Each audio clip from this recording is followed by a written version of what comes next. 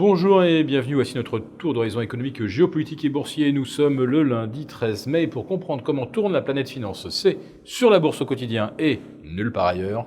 L'épisode du jour s'intitulera « La stratégie du bourre-pif, c'est pas un peu trop agressif ?» Eh bien, les marchés ne semblent pas vraiment se préoccuper des moulinets, des coups de boule à répétition de Donald Trump à l'encontre des émissaires chinois. Des émissaires chinois qui ont passé moins de 2 heures à la table des négociations vendredi dernier. Pourtant, on nous l'annonçait depuis un mois comme un grand sommet où on devait éventuellement jeter les bases d'un grand accord avec la visite du numéro 3 chinois. Pensez donc. Non, la réunion a duré 2 heures. Les Chinois sont partis. Alors, on n'a pas parlé d'un claquement de porte. Monsieur Mnuchin a même tenté de rassurer tout le monde en expliquant que l'entrevue avait été constructive. En fait, c'est un véritable gag. On a simplement décidé qu'on était d'accord sur rien et qu'il faudrait donc convenir d'une nouvelle date que l'on ne connaît pas encore. Même Donald Trump commence à comprendre ce qui se trame, à savoir que il accuse les Chinois de vouloir faire traîner les négociations.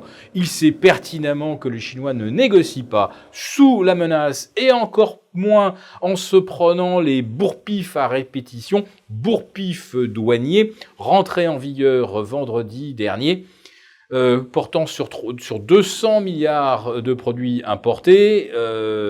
L'éventail pourrait même être étendu à 325 milliards de produits importés, avec un taux de 25% qui va rapporter 100 milliards à l'économie américaine. Ah oui, bien sûr, ça va peut-être rapporter 100 milliards aux autorités douanières, mais qui va payer la différence ? Puisque tous ces produits importés sont ensuite vendus aux Américains qui vont devoir supporter des prix peut-être augmentés de 15, 20, pourquoi pas 25%. Donc c'est du pouvoir d'achat en moins. Mais M. Trump explique que c'est merveilleux car cela va permettre de subventionner des exportations agricoles vers des pays en difficulté qui ont des problèmes de famine. Comme quoi, grâce aux Chinois, l'Amérique va apparaître comme le sauveur généreux des pays confrontés à des crises alimentaires et humanitaires. Nous rappelons que le premier pays actuellement en crise alimentaire et humanitaire, c'est le Yémen.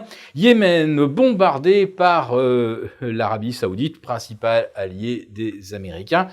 Et il n'est pas du tout question pour l'instant d'inviter Monsieur Bin Salman à arrêter de harceler la population yéménite. Alors, qu'est-ce que valent les grands principes américains confrontés à ceux de poids, deux mesures ?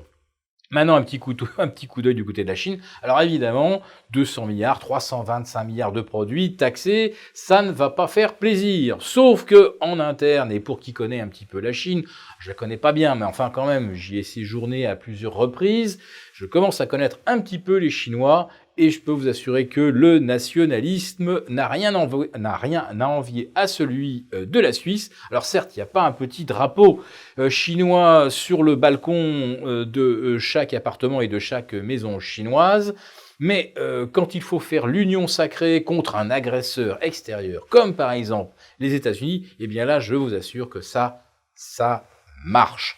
Alors, si les Chinois doivent expliquer qu'on doit se serrer un petit peu la ceinture, qu'on doit même consentir à accroître encore un peu plus la dette qui n'est que de l'impôt différé, tout le monde le sait, eh bien les Chinois sont naturellement prêts à l'accepter, surtout si c'est pour donner une leçon à cette espèce de rustre de Donald Trump, un personnage jugé un peu grossier et qui ne connaît que le rapport de force quand en Chine on est les héritiers de Sun Tzu où on essaye d'éviter autant que possible le conflit, ou alors quand on décide l'affrontement, eh bien c'est que l'on sait que l'adversaire va comprendre par avance qu'il est peut-être déjà battu et qui ne sert à rien de se battre justement. Mais Monsieur Trump, lui, eh bien, il y va, comme on dit, avec ses gros sabots et sa stratégie de la canonnière qui, on le sait historiquement, ne marche jamais